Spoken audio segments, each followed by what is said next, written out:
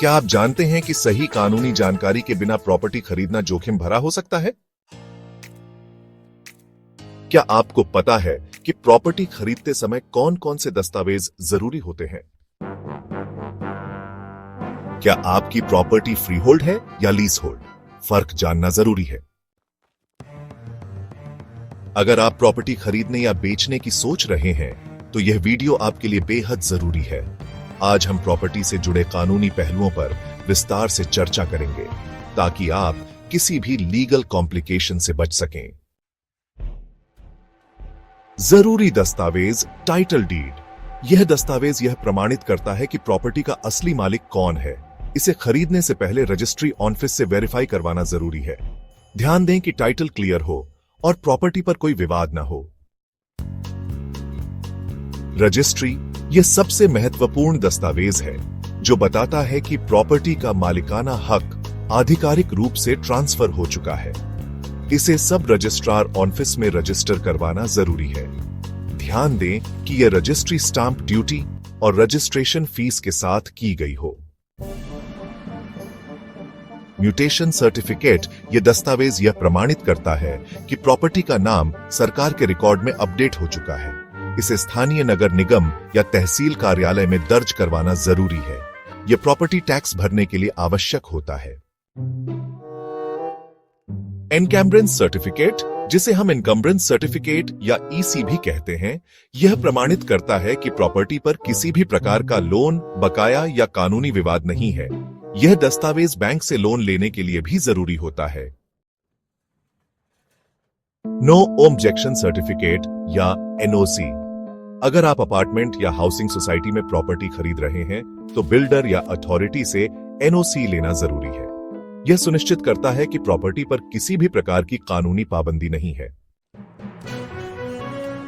ओसी और सीसी क्यों जरूरी है? ऑक्यूपेंसी सर्टिफिकेट, जिसे हम ऑक्यूपेंसी सर्टिफिकेट या ओसी कहते हैं, यह प्रमाणित करता है कि बिल्डिंग को स्थानीय नगर निगम या अथॉरिटी से रहने योग्य मंजूरी मिल गई है।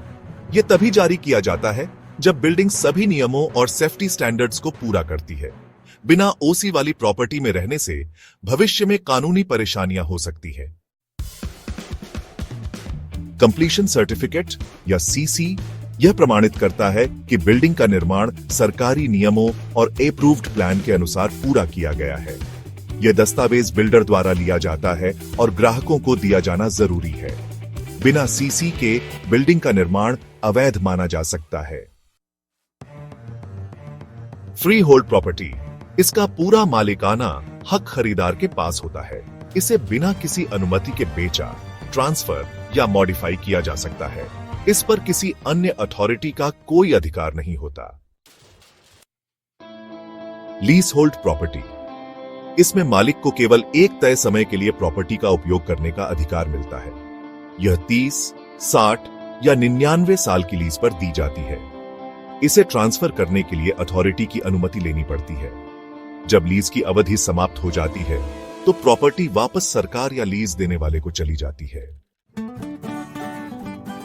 सुझाव: फ्रीहोल्ड प्रॉपर्टी हमेशा बेहतर विकल्प होती है क्योंकि इसमें आपको पूरी स्वतंत्रता मिलती है और कानूनी जटिलताएं कम होती हैं। कृषि भूमि खरीदने से पहले किन कानूनी बातों का ध्यान रखें? कृषि भूमि खरीदना आसान नहीं होता क्योंकि इस पर कई सरकारी नियम लागू होते।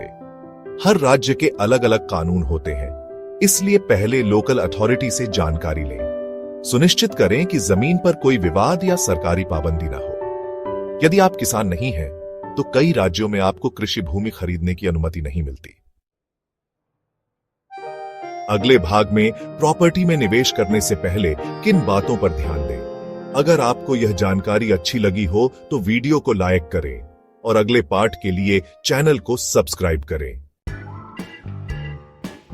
अगले वीडियो में मिलते हैं प्रॉपर्टी में इन्वेस्टमेंट से जुड़ी जरूरी बातें।